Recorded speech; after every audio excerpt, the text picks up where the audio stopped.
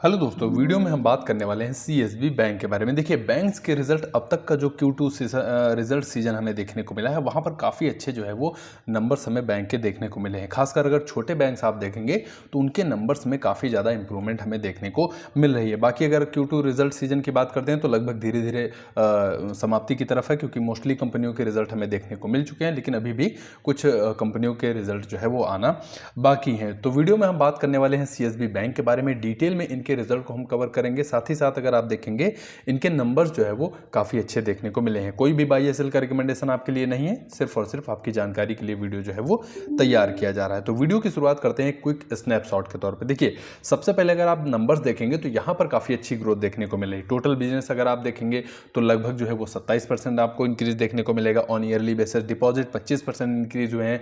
Loan book 29% के आसपास बढ़ी है। साथ ही साथ अगर प्रॉफिट और नेट इंटरेस्ट इनकम की हम बात करते हैं तो लगभग 15-16% के आसपास दोनों में ही ग्रोथ जो है वो देखने को मिली है। अब अगर एक नज़र में आप नंबर देखेंगे तो ठीक है, नंबर्स में कोई दिक्कत देखने को नहीं मिले, लेकिन कुछ ऐसी भी चीज़ें हैं जब आप डिटेल में रिजल्ट को एनालिसिस करेंगे तो थोड़ा सा रेड फ्लैग या फिर कह लीजिए वहाँ पर बैंक के जो नंबर्स हैं वो थोड़ा सा कमज़ोर देखने को मिले हैं। तो उन्हीं सब के बारे में वीडियो में हम डिटेल में बात करेंगे। तो चलिए वीडियो की शुरुआत करते हैं सबसे पहले ब्रांच नेटवर्क के साथ। देखिए, अगर हम टोटल ब्रांच की बात करते हैं तो इनके पास 838 ब्रांच नेटवर्क हमें इनका देखने को मिलता है, जो कि same quarter last financial year पे अगर आप जाते हैं तो लगभग 802 ब्रांच नेटवर्क हमें उस समय देखने को मिल रहा था। लेकिन अब दिक्कत की बात क्या है? दिक्कत की बात यह है कि अगर हम चलते हैं साउथ इंडिया की तरफ तो बैंक की प्रेजेंस मोस्टली आपको साउथ इंडिया में ही देखने को मिलेगी। और साउथ इंडिया में अगर आप जाते हैं तो सबसे ज़्यादा जो इनका बिजनेस हमें देखने को मिलता है वो देखने को मिलता है केरला से। अब केरला से अगर आप टोटल बिजनेस देखेंगे तो 30% के आसपास देखने को मिल रहा है। बाकी अगर डिपॉजिट देखेंगे तो लगभग 40% के आसपास केरला से डिपॉजिट है। और लोन की अगर हम बात करते हैं तो लगभग 19% के आसपास इनकी लोन बुक हमें केरला की देखने को मिल जाती है। तो मोस्टली अगर आप देखेंगे केरला हो गया, तमिलनाडु हो गया और महाराष्ट्र हो गया, लगभग 70% के आसपास इनका बिजनेस जो है वो इन्हीं 3 स्टेट से देखने को हमें मिल जाता है। तो ये थोड़ा सा एक रिस्क फैक्टर है कि कंपनी बैंक की अगर प्रेजेंस अभी आप देखेंगे तो साउथ इंडिया में ज़्यादा देखने को मिल जाती है। बल्कि अगर आप ईस्ट में देखेंगे, वेस्ट जाएंगे या फिर ऊपर नॉर्थ की तरफ जाते हैं तो वहाँ पर अभी प्रेजेंस जो है वो बैंक की काफ़ी कम देखने को मिल रही है। तो एक तो ये हो गया कि बैंक का मोस्टली अगर बिजनेस आप देखेंगे तो 3 स्टेट में देखने को मिल रहा है, केरला हो गया, तमिलनाडु और महाराष्ट्र हो गया। अब आगे चलते हैं हम टोटल लोन बुक की तरफ। अब लोन बुक की अगर हम बात करते हैं तो ऑन ईयरली बेसिस 29% इनकी जो लोन बुक रही वो आपको बढ़ती हुई नजर आई है, क्योंकि same quarter last financial year जब आप जाएंगे तो लगभग 26,871 करोड़ की लोन बुक हमें देखने को मिल रही। फिर Q3 के नंबर आते हैं, लोन बुक आपको 28,000 करोड़ के ऊपर जाती हुई नजर आती है। Q4 में 31,000 करोड़ के ऊपर और Q1 और Q2 की अगर हम बात करते हैं तो लगभग 34,712 करोड़ की लोन बुक हमें देखने को मिल रही है। तो ग्रोथ अगर आप देख रहे हैं Q1 Q भी देखने को मिल रही है और ईयरली बेसिस पे भी देखने को मिल रही है, जो कि बैंक के फेवर्स में है और अच्छी ग्रोथ देखने को मिली है। अब लोन के बाद डिपॉजिट मोस्ट इंपॉर्टेंट होता है किसी भी बैंक के लिए, क्योंकि डिपॉजिट इजीली अगर बैंक को मिल रहे हैं तो बहुत ही अच्छी बात है, क्योंकि वहां पर फिर बैंक को ज़्यादा बोरो नहीं करना पड़ता है, उधार नहीं लेना पड़ता है, आरबीआई से पैसा नहीं उधार लेना पड़ता है। तो ये थोड़ा सा बहुत ज़्यादा जरूरी हो जाता है। अब लोन बुक की ग्रोथ अगर आप देखेंगे तो ठीक है, 29% हमें देखने को मिली है, लेकिन साथ ही साथ अगर आप डिपॉजिट ग्रोथ देखेंगे तो यहाँ पर भी नंबर्स में इंप्रूवमेंट देखने को मिली है। क्योंकि डिपॉजिट बुक अगर आप same quarter last financial year जाएंगे तो लगभग 31,840 करोड़ की डिपॉजिट बुक इनकी हमें देखने को मिल रही है, जो कि अभी अगर आप देखेंगे तो लगभग 39,651 करोड़ की डिपॉजिट बुक देखने को मिली है। और डिपॉजिट अगर आप देखेंगे Q1 Q भी इंप्रूव हो रहे हैं, साथ ही साथ ऑन ईयरली बेसिस पे भी आपको डिपॉजिट का नंबर बढ़ता हुआ देखने को मिल रहा है। अब दिक्कत की बात क्या है? दिक्कत की बात यह है कि बैंक का जो कासा रेशियो है वो थोड़ा सा कम देखने को मिलता है, क्योंकि 30% से ऊपर कासा रेशियो है तो बैंक के लिए काफ़ी अच्छा माना जाता है। लेकिन यहाँ पर अगर आप जाएंगे तो लगभग 21.17% के आसपास बैंक का जो कासा रेशियो है वो हमें देखने को मिल रहा है।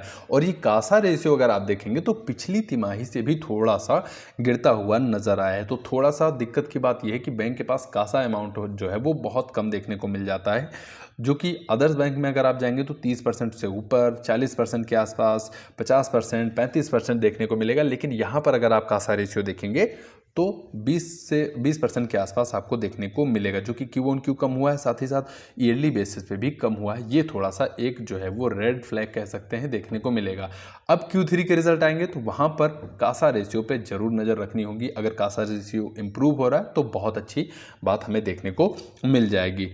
अब बात करेंगे हम नेट इंटरेस्ट इनकम, जो कि किसी भी बैंक की कोर अर्निंग होती है। और पिछले 5 क्वार्टर से अगर आप देखेंगे तो यहाँ पर थोड़ा फ्लक्चुएशन देखने को मिला है, लेकिन पिछले 2 क्वार्टर अगर आप देखेंगे तो अच्छी ग्रोथ देखने को मिली है। ऑन ईयरली बेसिस 367 करोड़ से बढ़कर आपको 424 करोड़ इनकी नेट इंटरेस्ट इनकम देखने को मिलेगी। और क्यू ऑन क्यू अगर आप कंपेयर करेंगे तो 380 करोड़ से बढ़कर आपको 424 करोड़ की नेट इंटरेस्ट इनकम देखने को मिलेगी। लगभग 44 करोड़ की नेट इंटरेस्ट इनकम में ग्रोथ देखने को मिली है क्यू ऑन क्यू बेस पे। तो यहाँ पर भी अगर आप देखेंगे तो ग्रोथ है, ठीक है, कोई अच्छी दिक्कत वाली बात यहाँ पर देखने को नहीं मिली है।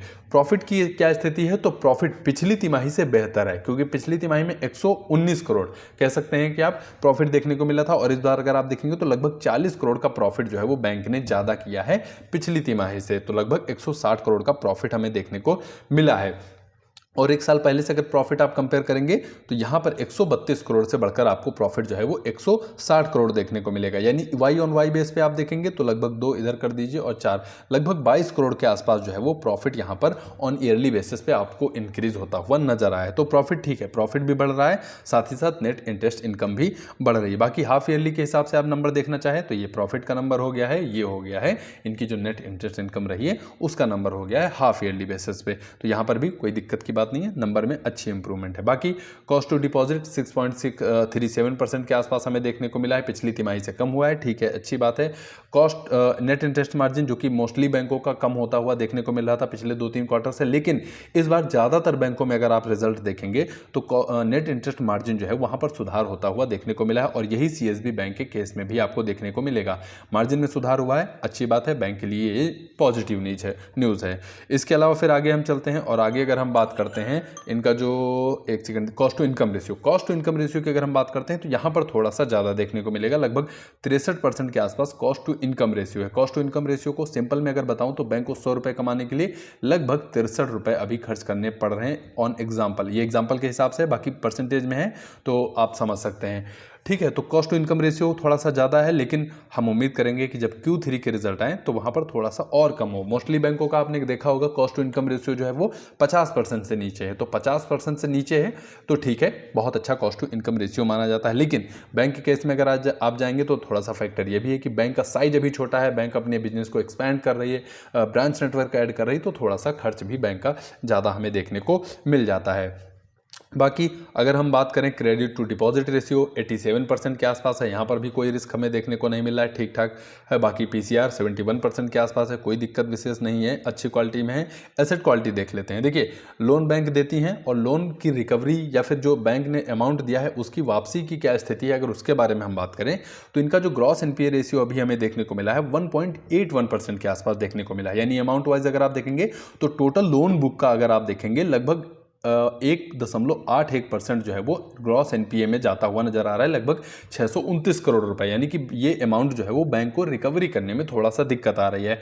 फिर बैंक के प्रोविजन होते हैं, प्रोविजन को हटाने के बाद नेट एनपीए हमारे हाथ में आता है, लगभग 178 करोड़ का नेट एनपीए जो है वो बैंक को अभी देखना पड़ रहा है। अब नेट एनपीए की अगर हम बात करते हैं तो साल दर साल कम हुआ है और क्यू ऑन क्यू भी आपको नेट एनपीए में कमी देखने को मिलेगी। लेकिन ग्रॉस एनपीए की अगर हम बात करते हैं तो यहाँ पर इंप्रूवमेंट है, क्यू ऑन क्यू भी आप देखेंगे और वाई ऑन वाई भी आप देखेंगे तो यहाँ पर इंप्रूवमेंट है अमाउंट में, जो कि थोड़ी सी चिंता की बात है, बहुत बड़ी चिंता की बात नहीं है। क्यों? क्योंकि बहुत ज़्यादा इंक्रीज़ नहीं है, मामूली सा ही इंक्रीज़ हमें क्यू ऑन क्यू बेसिस पे देखने को मिला है। Q3 के रिजल्ट आएंगे, हम उम्मीद करेंगे कि फिर से थोड़ा सा सुधरता हुआ नज़र आए। बाकी नेट इंटरेस्ट इनकम के बारे में मैंने आपको बता ही दिया, प्रॉफिट के बारे में मैंने आपको बता ही दिया। अगर आप ग्रोथ देखना चाहें तो प्रॉफिट की ग्रोथ आप देखेंगे लगभग क्यू ऑन क्यू 35% की ग्रोथ रही है, वाई ऑन वाई लगभग 16% की प्रॉफिट आपको इंक्रीज होता हुआ नजर आया है। बाकी नेट इंटरेस्ट इनकम अगर आप देख रहे हैं तो लगभग 12% क्यू ऑन क्यू बढ़ी है और 15% के आसपास ईयरली बेसिस पे नेट इंटरेस्ट इनकम बढ़ती हुई नजर आई है। तो यहाँ पर